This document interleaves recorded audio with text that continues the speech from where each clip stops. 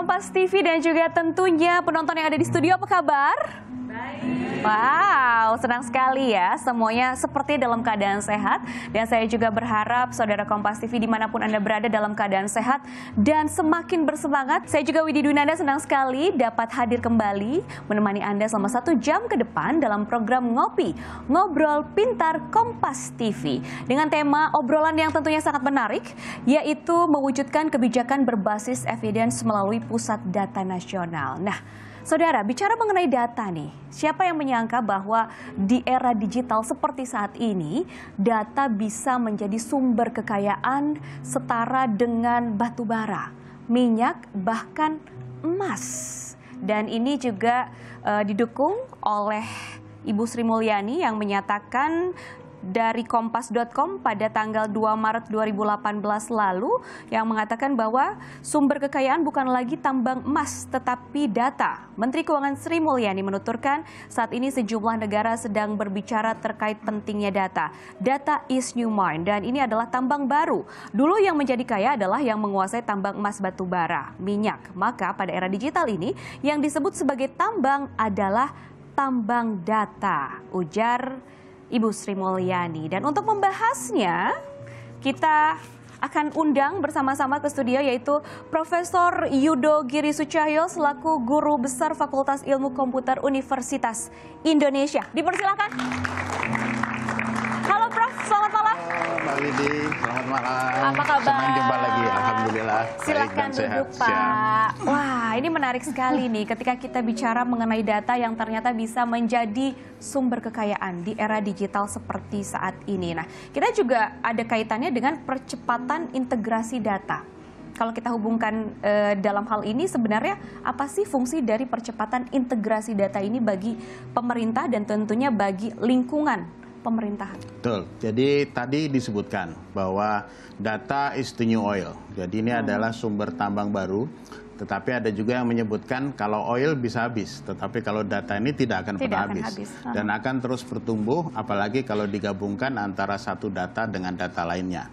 Kita sudah bisa melihat dalam keseharian kita ketika kita menggunakan media sosial, sebenarnya media sosial itu sedang menambang data kita. Kita senang melakukan apa, kita senang mengunjungi apa, dan sebagainya. Dan dari situ mereka melakukan yang namanya personifikasi. Mereka mendekatkan kepada minat kita, mereka mendekatkan ke keinginan kita, sehingga kita terus ingin memantaunya, terus untuk melihatnya, dan terus kalau misalkan itu dalam e-commerce, terus untuk melakukan pembelian dan sebagainya. Nah, terkait dengan pemerintah, dalam hal ini salah satu tugas pemerintah adalah memberikan layanan publik. Nah, pemberian layanan publik ini tentu saja kita inginnya adalah pemberian layanan publik yang sifatnya efektif dan efisien. Dan itu bisa terjadi ketika pemerintah lebih mengenal rakyatnya. Dan salah satu cara untuk lebih mengenal rakyatnya adalah dengan melihat data atau melihat bukti atau melihat evidence yang ada di lapangan seperti apa. Dan salah satunya adalah dengan menyediakan berbagai aplikasi terkait dengan layanan publik. Dari situ kita bisa melihat apa itu minat masyarakat, apa itu keinginan masyarakat, apa itu keluhan masyarakat. Jadi terkait dengan pemberian layanan publik ini pengambilan keputusannya akhirnya juga bisa berlandaskan terhadap data. Dan itu baru bisa tercapai atau akan lebih efisien lagi kalau ada integrasi antara satu instansi dengan instansi lainnya. Itu dari segi pemerintah. Lalu bagaimana dengan masyarakat? Apakah ada dampak dengan integrasi data yang semakin cepat ini? Ya, dari sisi masyarakat, kalau kita lihat sudah mulai ada beberapa pemerintah daerah yang memberikan inovasi berupa super app. Lalu kemudian melalui super app tersebut masyarakat bisa memberikan keluh kesahnya. Dan keluh kesahnya ini lalu kemudian ditangkap oleh pemerintah. Tinggal pertanyaannya adalah sekarang, apakah keluh kesahnya itu ditangkap untuk ditampung atau ditangkap untuk ditindaklanjuti? Dijawab, diberikan solusinya. Betul. Ya. Jadi kita ambil contoh saja kayak seperti pemerintah Provinsi DKI Jakarta, mereka membangun yang namanya super app Caki. Dan di dalam Caki itu ada layanan yang namanya CRM, cepat respon masyarakat. Masyarakat mengeluh di situ, masyarakat memberikan laporan di sana, lalu kemudian mereka melihat keluhan itu, lalu mereka langsung sampaikan kepada dinas yang bersangkutan atau kepada pihak yang menangani, dan dalam sekian kali 24 jam harus tertangani. proses itulah yang sebenarnya kita harapkan. Dan kita mengharapkan tidak hanya di pemerintah Provinsi DKI Jakarta, tetapi juga sampai kepada pemerintah daerah yang lainnya, sampai ke tingkat kementerian lembaga. Oke, lalu bagaimana dengan situasi terkini di lapangan mengenai integrasi data ini? Ya, terkait dengan ini, kalau kita lihat sudah ada 2 perpres sebenarnya yang diharapkan bisa mempercepat integrasi data ini. Yang pertama adalah Perpres SPB, Sistem Pemerintahan Berbasis Elektronik, yang juga di sana ditetapkan terkait dengan aplikasi umum apa yang bisa digunakan oleh seluruh instansi pemerintah daerah, pemerintah pusat. Lalu kemudian di dalam sistem pemerintahan berbasis elektronik itu ada 3 komponen sebenarnya yang penting yang menjadi tupoksi Kementerian Kominfo. Yang pertama adalah jaringan intra pemerintah, yang kedua adalah pusat data nasional, dan yang ketiga adalah sistem penghubung layanan pemerintah. Harapannya kalau ketiga ini selesai, maka ya akan terjadi yang namanya berbagi pakai, akan terjadi pertukaran data antar instansi yang lebih halus, yang lebih mantap, yang lebih transparan dan sebagainya, sedemikian sehingga bisa dilakukan integrasi data untuk kemudian kita bisa melakukan pengambilan keputusan yang lebih mantap untuk masyarakat. Nah, pertanyaannya sekarang adalah kalau tadi itu SPB bicara soal infrastruktur dan aplikasi, ada satu lagi yaitu komponen yang namanya data. Nah, untuk data ini diatur dalam Perpres 1 Data. Dan saat ini banyak instansi pemerintah yang sedang diminta untuk membentuk forum 1 data, diminta untuk membangun portal 1 data, diminta untuk membangun keterhubungan antar unit atau antar satker di antara mereka, sedemikian sehingga nanti bisa terkumpul jadi satu. Dan nanti pada akhirnya bisa ditempatkan di pusat data nasional untuk selanjutnya dimanfaatkan oleh pemerintah terkait dengan pengambilan keputusan untuk publik. Lalu sudah sejauh mana proses integrasi data ini berlangsung, Pak? Siap. Jadi kalau kita lihat jaringan intra pemerintah sendiri, tahun 2019 Kementerian Kominfo sudah menyelesaikan yang namanya pembangunan Palaparing. Jadi itu adalah kabel bawah laut, fiber yang menghubungkan Indonesia dari Sabang sampai Merauke. Dan kalau kita lihat negara kita ini besarnya luar biasa. Jumlah pulaunya aja 17.000 lebih. Jadi itu pekerjaan yang sebenarnya kolosal, tidak mudah juga. Saat ini yang sedang dikejar atau yang sedang dikebut adalah bagaimana kita menyelesaikan problem yang namanya last mile problem atau problem kilometer terakhir untuk bisa menyambungkan kabel bawah laut tadi, fiber tadi ke gedung-gedung, ke sekolah-sekolah, ke kantor-kantor. Itu dari sisi infrastruktur. Pusat data nasional sendiri sedang dibangun yang harapannya nanti ini akan menjadi penyedia fasilitas infrastruktur untuk terkait dengan komputasi awan.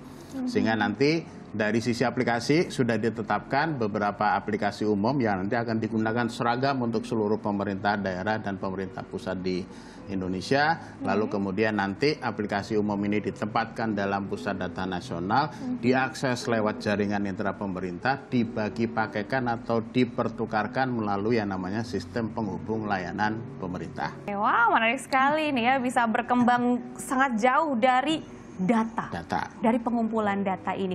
Masih banyak informasi yang bisa kita gali dari narasumber saya hari ini, dan nanti akan ada lagi satu narasumber yang akan kita undang di studio. Jangan kemana-mana, tetaplah bersama kami dalam Ngopi Ngobrol Pintar Kompas TV. Ujung-ujungnya kalau lalu kemudian semua Pemda dan semua kementerian lembaga terhubung dengan pusat data nasional, baru kita bisa bicara big data. Oleh karena itu, pusat data nasional menurut saya adalah wajib.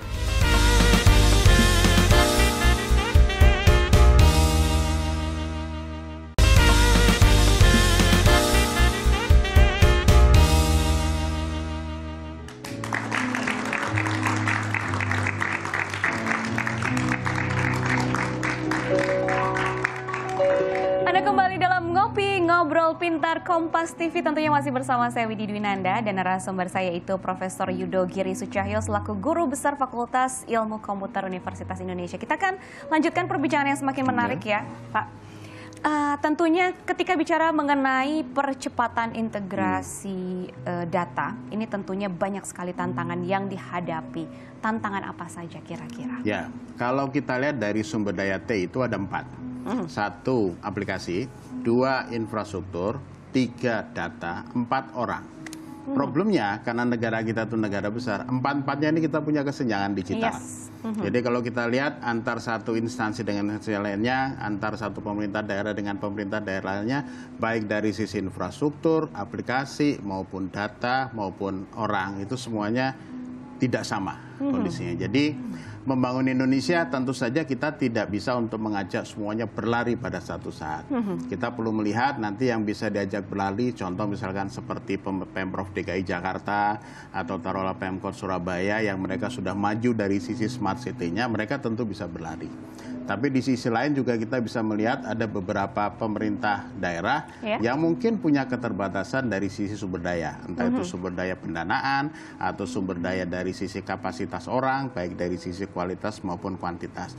Dan itu tantangan di Indonesia. Jadi kesenjangan digital ini memang harus diatasi. Dan dari sisi Kementerian Kominfo, kalau kita lihat dari sisi pembangunan kapasitas manusia saja, ada banyak program yang mereka lakukan. Contoh misalkan, mereka punya Gerakan Nasional Literasi Digital untuk membangun literasi digital masyarakat Indonesia. 2, ada lagi Digital Talent Scholarship, bekerja sama dengan beberapa universitas termasuk universitas kami. Lalu ada juga Digital Leadership Academy. Lalu kemudian juga ada lagi beasiswa untuk S2 Kementerian Kominfo yang bekerja sama dengan beberapa universitas ternama juga. Jadi itu dari sisi SDM. Lalu kemudian dari sisi data, percepatannya lewat Perpres 1 data, sehingga semuanya bergerak bersama untuk membangun yang namanya terkait dengan portal 1 data, forum 1 data, integrasi 1 dengan lainnya. Dari sisi infrastruktur tadi sudah dijelaskan terkait dengan pusat data nasional sedang dikebut, jaringan intra pemerintah juga sedang disiapkan, lalu kemudian yang berikutnya terkait dengan sistem penghubung layanan pemerintah. Dari sisi aplikasi, kita tahu bahwa kalau misalkan masing-masing pemerintah daerah ini bangun sendiri-sendiri aplikasinya, kan tentunya tidak efisien. Jadi akhirnya ditetapkanlah yang namanya aplikasi umum. Aplikasinya seragam, contoh misalkan untuk pengadaan pemerintah, aplikasinya namanya SPSC dan itu berlaku untuk semua pemerintah daerah. Bisa dibayangkan di situ efisiensi yang dihasilkan. Ada standarisasi juga di situ ya? Betul. Jadi kalau dari sisi data memang seperti yang tadi disampaikan oleh Mbak Widi, data ini susah untuk dibagi pakaikan atau untuk digunakan bersama kalau tidak standar. Jadi artinya memang harus ada yang namanya standar data, harus ada metadata, harus ada kode referensinya, penamaannya, kodenya sama semuanya, dan itu semuanya udah diatur dalam yang namanya Perpres 1 data. Wow, tentunya semakin menarik kalau kita panggilkan narasumber lain ya. Kita panggilkan saja langsung Dr. Pratama Persada selaku Ketua Lembaga Riset Cyber Indonesia, CISREC. Silakan. Biar lebih seru ngobrol-ngobrolnya ya, bukan cuma berdua saja. Selamat malam, Pak. Silakan, Dokter. Wow, tadi sudah menguping sebenarnya pasti ya. Menguping di balik studio ini sudah banyak ya, menguping obrolan kami berdua. Data yang memiliki percepatan atau integritas data ini sebenarnya kalau kita lihat penilaian dari Anda sendiri, kondisi dari pengembangan kebijakan berbasis data di Indonesia itu kondisinya seperti apa sih? Situasinya seperti apa? Ya, kalau melihat situasi saat ini sebenarnya integrasi data itu masih menjadi masalah yang sangat besar sekali. Kenapa? Terkait dengan tantangan tadi ya? Betul. Kenapa? Tadi Prof Yudo sudah menyampaikan dengan sangat clear sekali gitu, ada beberapa masalah begitu, tetapi ada beberapa hal yang menurut saya menjadi problem. Kenapa? Karena ternyata salah satu masalah yang paling besar adalah egoisme antar institusi. Gitu. Sehingga apa? Sehingga mereka kadang-kadang tidak mau berbagi data. Akibatnya apa? Akibatnya ketika diambil kebijakan untuk pengambilan keputusan, datanya ini suka nggak benar, suka nggak sinkron nih. Contohnya misalkan data untuk bantuan sosial. Kan memiliki harusnya Kementerian Sosial tuh ya. Kementerian Sosial memiliki data yang harusnya cukup valid gitu. Kemudian disinkronkan dengan data di pemerintah daerah yang mereka punya data di daerahnya masing-masing. Tetapi seringkali data dari Kementerian Sosial dan data dari pemerintah daerah ini bedanya cukup besar sekali. Sehingga apa? Kebijakan yang diambil kadang-kadang salah. Sehingga ketika pemberian bantuan sosial ada yang terima, ada yang nggak terima. Jadi tidak tepat sasaran ya? Iya, gitu. Kenapa bisa terjadi seperti itu? Karena datanya double-double. karena datanya tidak jadi satu. Oleh karena itu menurut saya Pak Presiden ketika membuat Perpres Satu Data Indonesia ini adalah hal yang cukup fenomenal sekali gitu. Karena apa? Karena ini akan menjadikan Indonesia ini akan termanage dengan baik ketika akan ada pengambilan keputusan, ketika akan membuat suatu kebijakan, datanya itu sama, antar kementerian lah minimal sama. Kalau sekarang enggak, tadi Prof. sudah menyampaikan, beda-beda ini datanya gitu. Sehingga ketika mau double kebijakan yang akan beririsan dengan kementerian lain, di sini akan timbul problem. Karena apa? Karena datanya berbeda. Sehingga ketika double kebijakan juga berbeda. Contohnya misalnya nggak jauh-jauh lah. IKN misalkan. Ketika pembahasan 6 aturan-aturan IKN, ada sinkronisasi data antara Kementerian Lingkungan Hidup dengan Kementerian ATR. Itu luas wilayahnya ternyata beda. Batasnya itu beda gitu. Karena apa? Karena masing-masing menggunakan sistem aplikasi yang berbeda untuk melakukan pengukuran. Datanya akhirnya berbeda gitu. Sehingga apa? Sehingga susah mengaturnya gitu. Nah, ini harusnya nggak boleh terjadi lagi. Kenapa? Karena kan sama-sama data digital ya. Sebenarnya sinkronisasinya nggak terlalu susah. Kenapa? Karena walaupun berbeda-beda misalkan format database, format file gitu, itu masalah teknis ya. Itu sekarang ini sudah gampang untuk melakukan sinkronisasi gitu. Tadi saya setuju juga dengan apa yang disampaikan oleh Prof. Yudo. Di Indonesia ini membuat aplikasi itu seolah-olah menjadi hebat. Sehingga masing-masing kementerian, masing-masing lembaga itu berusaha membuat aplikasinya masing-masing. Aplikasi Sehingga saat ini kalau kita ada berapa aplikasinya di Indonesia yang untuk ngurus pemerintah, itu ada 25.000 lebih aplikasi. Bayangkan 25.000 lebih aplikasi yang datanya itu juga misah-misah. Yang akhirnya membuat bingung masyarakat tentunya ya, memilih yang mana nih yang valid begitu gitu. ya. Akhirnya apa? Akhirnya menyulitkan masyarakat. Sehingga ketika akan melakukan proses misalnya kebutuhan masyarakat untuk layanan kesehatan gitu ya. Nanti akan berbeda-beda. Nanti ke BPJS nanti akan ada beda data diminta lagi, kemudian ke Puskesmas datanya beda diminta lagi, ke Pemda datanya diminta lagi gitu. Yang ini menurut saya di zaman saat ini nggak akan ada gunanya sebenarnya. Ini buang-buang waktu gitu, iya kan? Kan sekarang kita udah punya pusat data pribadi masyarakat yang ada di Dukcapil tuh ya. Kemudian kita sudah punya data kesehatan di Kementerian Kesehatan. Kita sudah punya data misalnya kita sakit di rumah sakit ada medical record. Ini kan data-data yang sebenarnya bisa diintegrasikan gitu ya kan. Kementerian Sosial, kemudian imigrasi, kemudian institusi lain gitu. Itu sebenarnya bisa diintegrasikan semuanya. Masalahnya adalah siapa nih yang mau integrasiin gitu ya. Apakah di sini muncul pusat data nasional untuk merangkum semua itu dan menjadi solusi? Itulah salah satu harapan kita, pusat data nasional itu menjadi satu solusi untuk menyatukan sistem-sistem yang saat ini berantakan di mana-mana. Maksudnya berantakan itu ada di posisi mana-mana ya, walaupun tersebar ya informasinya. Walaupun kenyataannya berantakan itu bukan hanya lokasinya, tetapi pengelolanya juga berantakan. Karena banyak institusi pemerintah yang nggak tahu pengelola datanya itu siapa. Sehingga ketika terjadi kebocoran data, bingung ini siapa yang cari yang disalahin nih gitu. Oleh karena itu, pusat data nasional menurut saya adalah wajib hukumnya gitu. Jadi Satu Data Indonesia itu adalah suatu program yang menurut saya akan bisa mempermudah pemerintah kita ketika akan mengambil kebijakan yang pro terhadap masyarakat. Gitu. Oke, sekarang kita ke Profesor Yudo. Sejauh ini bagaimana sih perkembangan pembangunan pusat data nasional dan pemanfaatnya untuk transformasi digital, terutama untuk pemanfaatan data lintas sektor?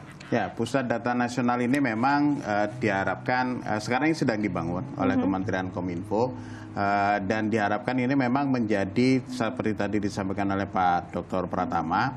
Ini nanti aplikasi umum akan berada di sana, lalu kemudian data juga ada di sana. Ujung-ujungnya kalau lalu kemudian semua Pemda dan semua kementerian lembaga terhubung dengan pusat data nasional, baru kita bisa bicara big data. Nah, big data ini pada akhirnya nanti big data ini kan bisa dimanfaatkan oleh yang namanya kecerdasan buatan atau artificial intelligence. Jadi secanggih-canggihnya AI atau artificial intelligence itu kalau nggak ada data kan dia bodoh juga sebenarnya. Jadi pertanyaannya sekarang adalah kalau kita nggak punya integrasi data ini, bagaimana kita bisa memanfaatkan teknologi semacam seperti kecerdasan buatan untuk membantu pengambilan keputusan. Pada akhirnya sih tetap manusia juga gitu kan, kita juga yang nanti berdasarkan wisdom kita, kebijakan kita, pengalaman hidup kita untuk memilih mana yang kira-kira terbaik untuk bangsa ini. Tapi pertanyaannya sekarang adalah bagaimana kita bisa menyatukan data yang tadi disebut oleh Pak Dr. berantakan segala macam. Oleh karena itu perlunya standar data. Saya ambil contoh misalkan yang sering saya sampaikan di kelas, jenis kelamin aja lah. Salah satu pemerintah kabupaten mungkin pakai jenis kelamin L dan P, laki-laki perempuan. Sementara ada kabupaten lain pakai PW, pria dan wanita. Ketika digabungkan, ada seseorang namanya Widi. Apakah dia pria atau perempuan? Ada Widi yang pria, ada juga Widi yang perempuan. Itu hanya salah satu contoh. Belum lagi nanti penamaan provinsi, penamaan kabupaten, penamaan kota, kodifikasinya dan sebagainya. Dulu saya pernah membantu Kementerian Kominfo terkait dengan Smart City. Ada salah satu wali kota yang menyampaikan ke saya, Pak, saya tuh bingung gitu terkait dengan data kemiskinan. Dinamis terus. Ketika mendekati pendaftaran sekolah, tiba-tiba naik. Nah, habis itu baru kemudian tiba-tiba. Itu hanya salah satu contoh gitu kan. Pertanyaannya itu baru wali kota. Bisa dibayangkan bagaimana menteri, bagaimana presiden mau melakukan pengambilan keputusan, nanya sama kementerian ini, jawabannya A. Ruang lingkupnya pasti lebih luas ya. Disitulah perlunya satu data. Baik, lalu pasti di antara yang berantakan itu, data-data itu tentunya pasti ada contoh kasus kebijakan berbasis data yang bisa dikatakan sudah dinilai sukses. Seperti apa? Jadi ada beberapa kementerian, lembaga pemerintah yang menurut saya sudah cukup berhasil gitu. Membuat suatu sistem yang berbasiskan evidence, berbasiskan data ini ya. Salah satunya adalah KSP. Kantor Staf Presiden gitu, dulunya UKP 4 gitu. Memang dari UKP 3, UKP 4 sampai jadi KSP, itu concern sekali dengan pemanfaatan data. Sehingga mereka membuat suatu comment center sendiri yang mengintegrasikan data dari semua kementerian pemerintah daerah dan lain-lain, sehingga mereka bisa dengan tepat gitu bisa tahu, oh harga cabai ketika naik apa yang harus dilakukan.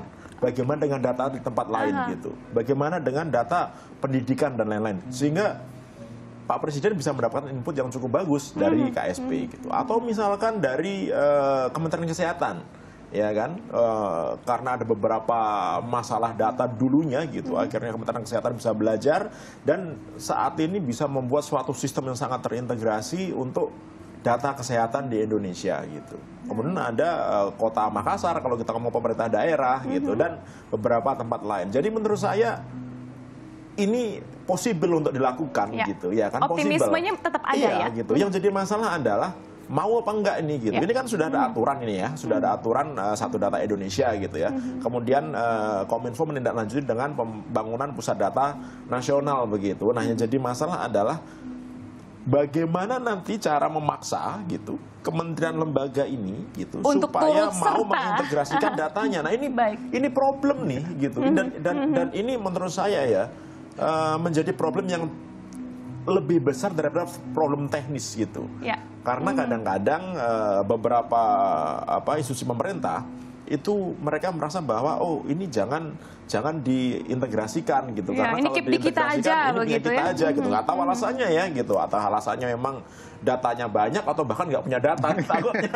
Atau mungkin gitu. Saya bingung lupa datanya di mana begitu, bisa aja. Nah itu yang harusnya nanti harus ada mungkin aturan gitu ya, pemaksa seperti Undang-Undang PDB kan ada aturan pidananya kalau misalnya dia nggak mau gitu ya. Menurut saya harus ada aturan gitu, atau bahkan nanti walaupun ada perintah presiden ya, tapi ada perintah presiden langsung, kamu nih, menteri-menteri nih, integrasikan datanya gitu, pasti jalan tuh. Iya, luar biasa, semakin menarik sekali. Nanti di segmen selanjutnya kita akan memberikan kesempatan kepada penonton yang di studio untuk juga bertanya kepada dua narasumber yang hadir di Ngopi pada malam hari ini. Maka dari itu jangan kemana-mana, tetap bersama kami dalam Ngopi, Ngobrol Pintar Kompas TV.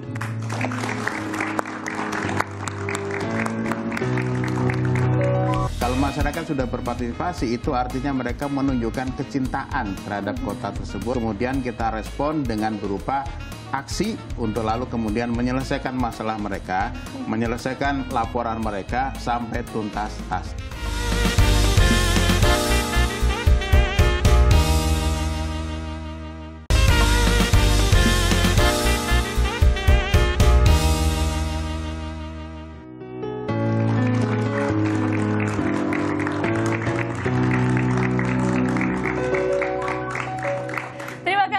masih bersama kami dalam Ngopi, Ngobrol Pintar Kompas TV. Tentunya masih ditemani oleh dua narasumber yang begitu luar biasa pada malam hari ini. Ada Dr. Pratama dan juga ada Prof. Yudo Giri Sucahyo.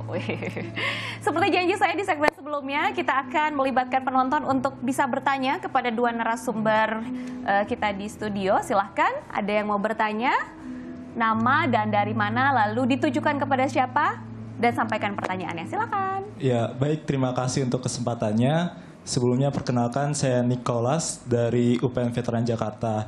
Izin bertanya kepada Bapak Dr. Pratama mengenai bagaimana sih peran masyarakat untuk bisa turut serta dalam mendukung proses percepatan pengumpulan data di Pusat Data Nasional ini. Terima kasih. Ya, silakan langsung dijawab. Dokter.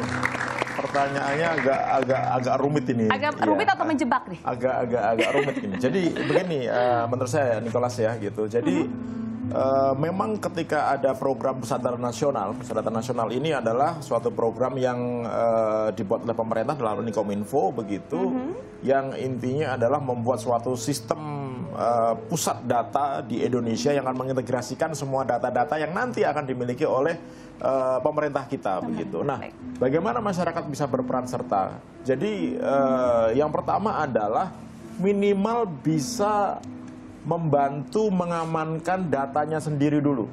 Itu yang pertama. Kenapa? Karena gini, masalah insiden kebocoran data pribadi kadang-kadang juga disebabkan karena diri kita sendiri gitu ya kan, sehingga pengamanan data dari kita sendiri ini penting gitu, supaya apa? Supaya data kita itu tidak dicuri oleh orang lain. Nah, dalam hal ini kita sebagai masyarakat begitu bisa menerapkan standar-standar keamanan yang menurut saya nggak terlalu susah gitu. Misalkan membuat password yang cukup kuat untuk akun-akun kita, mengganti password secara rutin gitu. Kemudian tidak melakukan klik-link sembarangan atau tidak menggunakan wifi gratisan sembarangan, melakukan pengamanan two-factor authentication di akun-akun di internet kita begitu. Nah, itu akan membantu pemerintah bisa fokus untuk mengamankan data kita yang disimpan di Pusat Data Nasional nanti gitu. Karena apa? Karena percuma juga nanti misalkan Pusat Data Nasional sudah diamankan dengan pengamanan yang cukup kuat, menjaga data tapi kita, ternyata kita sendiri nggak bisa menjaga data kita, sehingga akibatnya apa? Akibatnya nanti akan timbul pertanyaan, loh, itu data saya di Pusat Data Nasional kok jadi nggak aman begitu. Itu yang pertama. Yang kedua adalah ya kita ikut berpartisipasi dalam menyukseskan program pemerintah ini. Misalkan ya kita tahu bahwa ini program yang bagus gitu, minimal kita bisa memberitahukan kepada teman-teman kita atau memberitahukan kepada institusi kampus kita gitu bahwa saat ini akan ada program Pusat Data Nasional, Satu Data Indonesia, yang kita nanti bisa memanfaatkan layanan ini dengan cukup baik gitu. Masyarakat nanti bisa memanfaatkan layanan dengan cukup baik, dan itu bisa kita gaungkan begitu di media-media sosial yang kita miliki gitu. Di lingkungan kampus tempat kita belajar, tetangga kita, keluarga kita gitu. Sehingga kita semua bisa merasakan gitu bahwa ini loh manfaatnya Pusat Data Nasional dan Satu Data Indonesia untuk masyarakat Indonesia. Minimal itu bisa kita lakukan. Selanjutnya mungkin ada pertanyaan yang kedua, silahkan. Perkenalkan, nama saya Risa Sepia Laros dari Poltekkes Jakarta 2. Ingin bertanya kepada Prof. Yudo, apakah sudah bisa dipastikan data yang ada di Pusat Data Nasional itu data real sesuai kondisi lapangan? Terima kasih. Ya, silakan. Ya. Prof. Nah, ini diatur dalam Perpres Satu Data. Bagaimana data itu dihasilkan oleh produsen data, lalu kemudian juga dimonitor atau diawasi oleh yang namanya wali data untuk kemudian nanti ngalir sampai ke pusat. Dan kalau saya boleh menambahkan yang disampaikan oleh Pak Dr. Pratama tadi, masyarakat itu kan sebenarnya baru mau berpartisipasi kalau mereka itu percaya kepada kita. Kita tuh sebenarnya sih senang melapor terkait dengan kondisi negeri ini, tapi melapornya di mana? Di media sosial.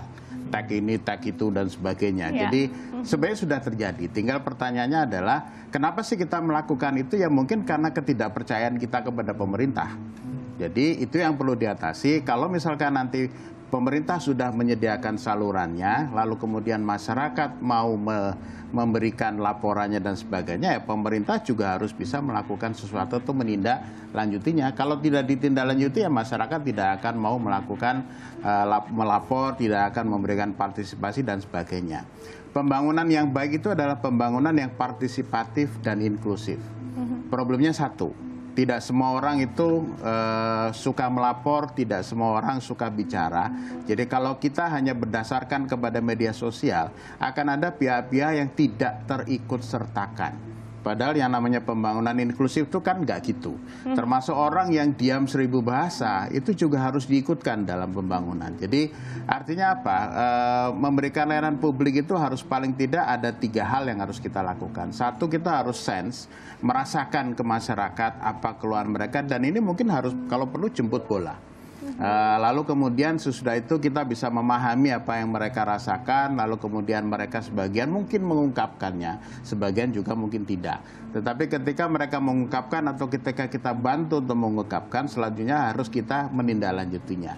Kalau layanan itu sudah aman, handal, terpercaya, masyarakat percaya. Kalau masyarakat sudah percaya, masyarakat akan berpartisipasi. Kalau masyarakat sudah berpartisipasi, itu artinya mereka menunjukkan kecintaan terhadap kota tersebut, terhadap daerah tersebut, terhadap negeri tersebut. Dan kecintaan itulah yang harus kemudian kita respon dengan berupa aksi untuk lalu kemudian menyelesaikan masalah mereka, menyelesaikan laporan mereka sampai tuntas tas-tas. Nah, tinggal pertanyaannya, kalau tadi terkait dengan apakah itu data real, ya memang harus ada proses validasi data, harus ada proses penjaminan kualitas data, dan itu semuanya ada ilmunya dalam yang namanya manajemen data atau data manajemen. Oke, lalu menurut Anda nih, Dr. Pratama, sejauh mana Pusat Data Nasional ini dapat menjadi pendorong utama pengambilan keputusan oleh pemerintah? Loh, gini ya, sekarang ini kan problem pengambilan kebijakan ketika tidak sesuai dengan apa yang diharapkan di masyarakat, itu kan karena sumbernya salah gitu, ya kan. Nah, harusnya dengan adanya Pusat Data Nasional yang di dalamnya nanti ada sistem integrasi satu data Indonesia, yang data-data itu bisa menjadi data-data acuan untuk pengambilan keputusan, enak sebenarnya. Jadi gini, kita harus bisa membedakan antara teknis dengan politikal gitu. Jadi data itu adalah akademik. Jadi data itu harus real, tadi yang ditanyakan bagus sekali itu, harus real, harus benar, sesuai dengan kenyataan, itu secara akademik. Nah, kalau data ini sudah benar gitu, political decision ini gitu, itu akan bisa mengambil keputusan yang akan cukup bagus karena berbasiskan data yang benar. Sehingga kebijakan yang akan diambil pasti nanti akan jadi kebijakan yang benar. Kan kita harus husnuzon, pemerintah kita akan mengambil kebijakan yang benar untuk kesejahteraan masyarakat gitu. Jadi saya yakin kalau misalkan data ini benar-benar bisa terintegrasi, tentunya dengan data yang benar ya gitu, pengambilan kebijakan itu pasti akan jauh lebih mudah. Kemudian pembuatan kebijakan yang pro terhadap masyarakat itu akan dengan sangat gampang bisa dilakukan gitu. Sehingga mari kita dukung gitu. Baik, lalu untuk Prof. Yudo, bagaimana upaya dari pemerintah dalam meningkatkan kapasitas sumber daya manusianya di bidang pengelolaan data dan analisis kebijakan berbasis data? Oke. Kalau kita bicara sumber daya manusia, sebenarnya ada 4 level terkait dengan kualitas atau literasi dari sumber daya manusia tersebut. Paling bawah itu ada namanya digital awareness atau kesadaran digital. Rasanya kalau untuk teman-teman dari milenial atau teman-teman generasi Z nggak ada masalah gitu kan. Saya sendiri masuk generasi X, artinya dari analog ke digital juga.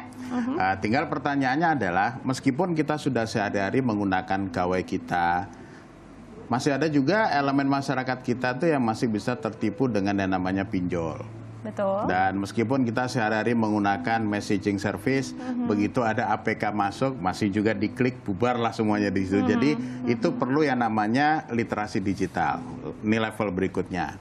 Jadi terkait dengan literasi digital ini, Kementerian Kominfo sudah melakukan upaya namanya GNLD, Gerakan Nasional Literasi Digital, turun baik secara online maupun offline ke beberapa tempat untuk meningkatkan literasi mereka. Tapi terus terang aja, karena masyarakat kita juga besar, tentu saja upaya dari Kementerian Kominfo sendiri tidak cukup.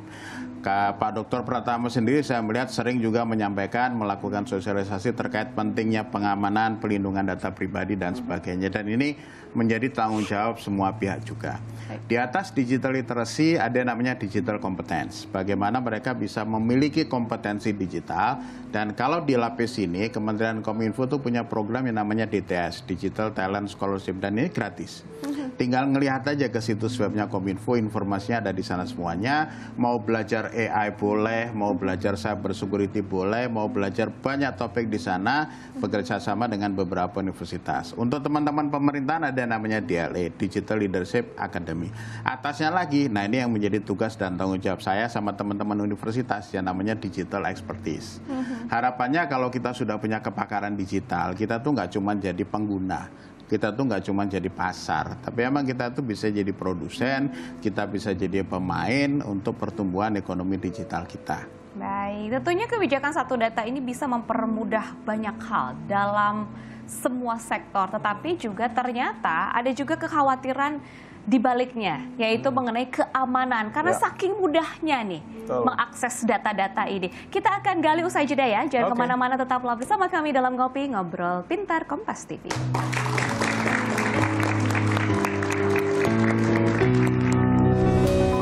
Ketika kita menyiapkan pagar 4 meter, hacker datang dengan tangga 5 meter. Jadi emang perlombaannya itu terus. Nggak bisa kerja sendiri. Betul. Kominfo harus melibatkan akademisi seperti beliaunya, melibatkan institusi lain yang memang bertanggung jawab terhadap keamanan, Badan Siber dan Sandi Negara gitu.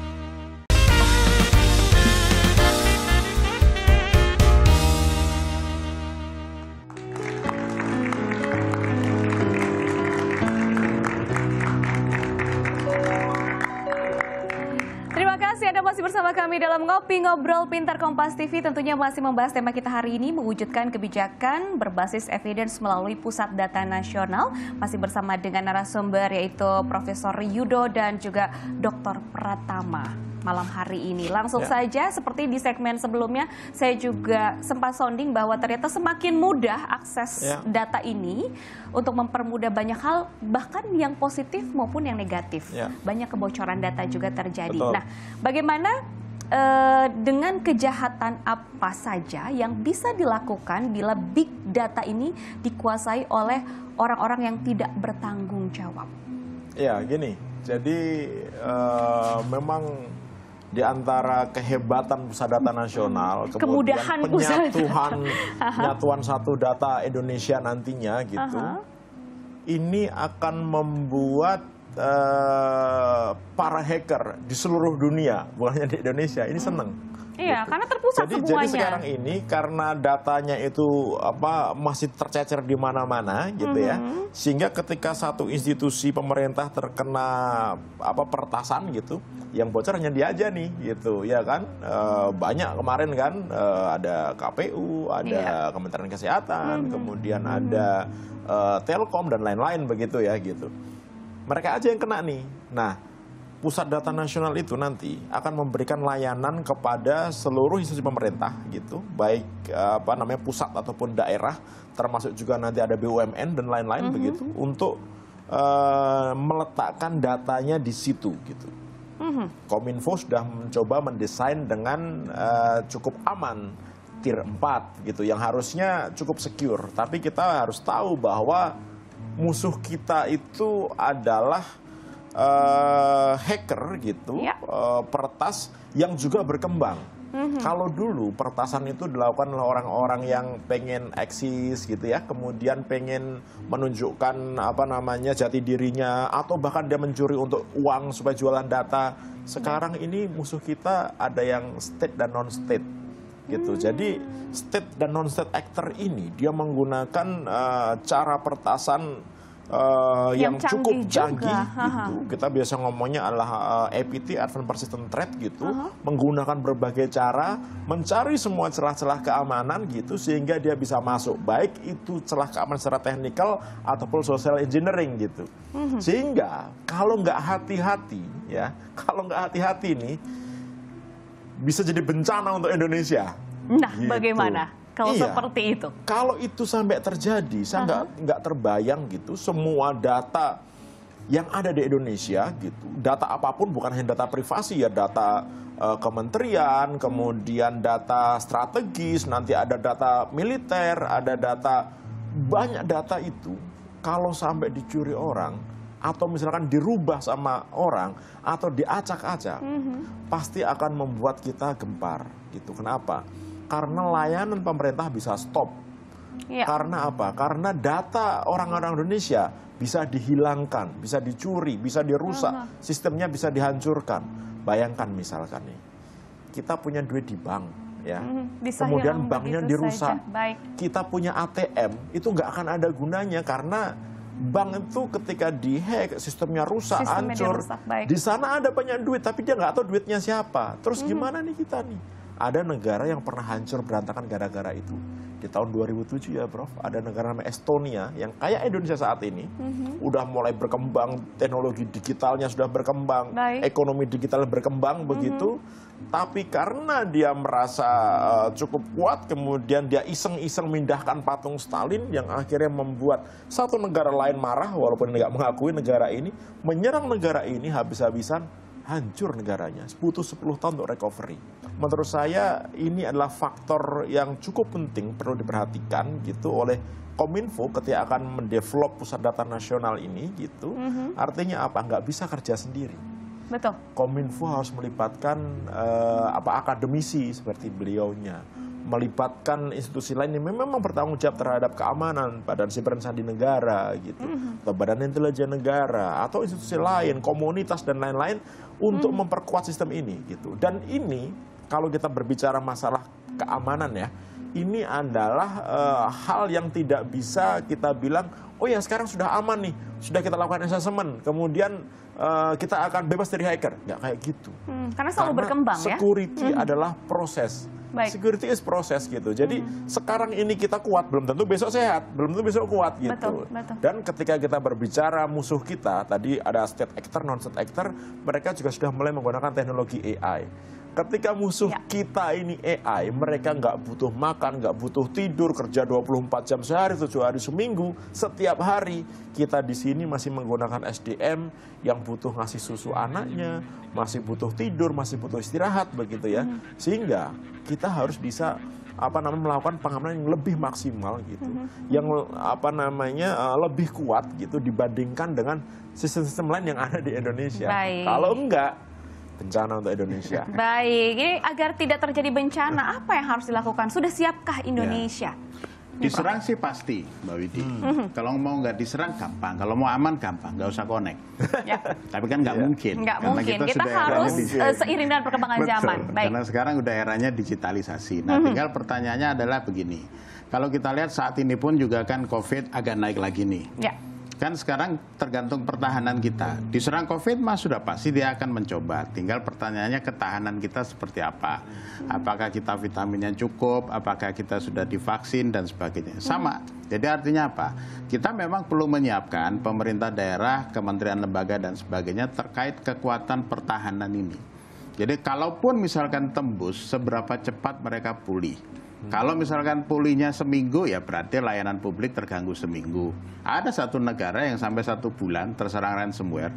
Nah, kalau lalu kemudian itu yang terjadi kan berarti layanan publik mati sebulan. Kasihan kan masyarakat. Jadi kapasitas memang perlu ditumbuhkan. Dan pada saat ini kalau kita lihat Badan Cyber dan Sandi Negara kan sedang sibuk membangun pasukan cyber di masing-masing instansi pemerintah, baik pemerintah pusat maupun pemerintah daerah yang namanya CSIRT, Computer Security Incident Response Team.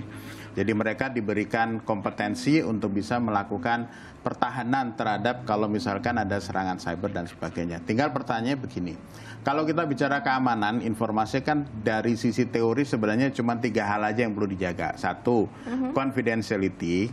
kerahasiaan. Jangan sampai lalu kemudian data yang bersifat rahasia ini bocor ke pihak yang tidak diinginkan. Baik. Cara mitigasinya bagaimana? Banyak. Jadi artinya apa? Pertanyaan pertama kan kita perlu tahu mana yang rahasia dan mana yang tidak. Kalau nggak rahasia ya serang-serang aja itu kan kalau tidak rahasia. Jadi kalau artinya apa? Perlu yang namanya klasifikasi data. Mana data yang sifatnya terbuka, terbatas, dan mana yang rahasia. Kalau terbatas dan rahasia, mbok ya dienkripsi.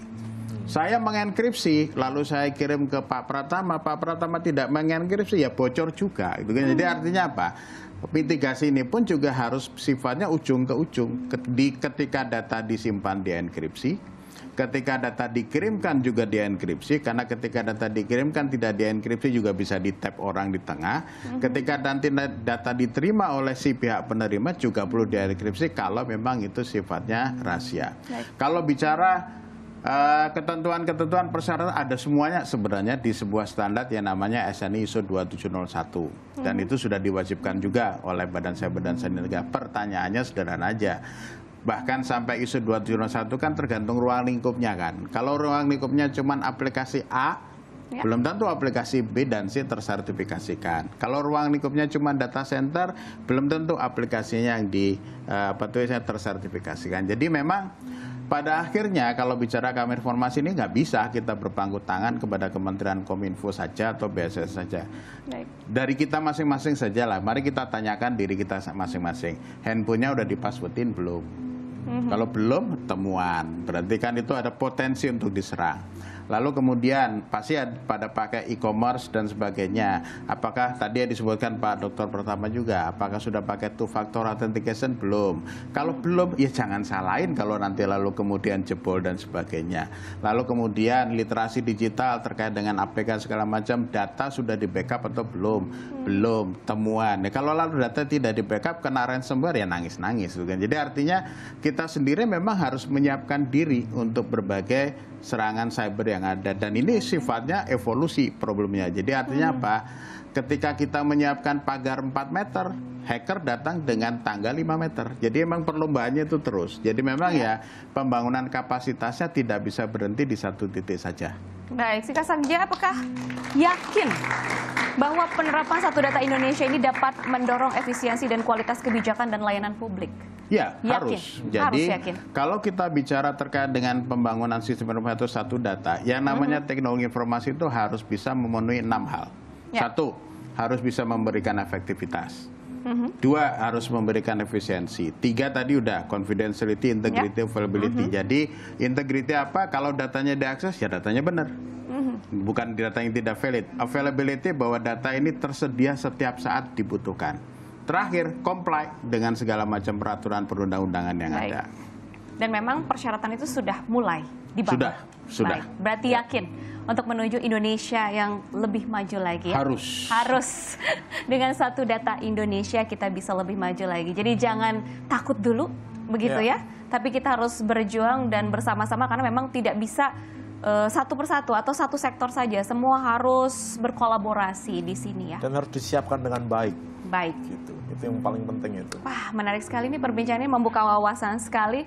Tidak terasa 1 jam sudah berlalu, berarti waktunya kita bertiga pamit undur diri dari hadapan Anda. Terima kasih banyak atas waktunya ya. Terima kasih Prof banyak. dan juga Dokter.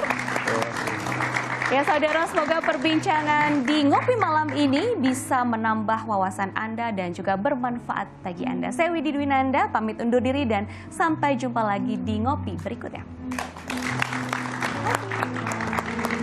Terima kasih banyak, Prof. Terima kasih banyak.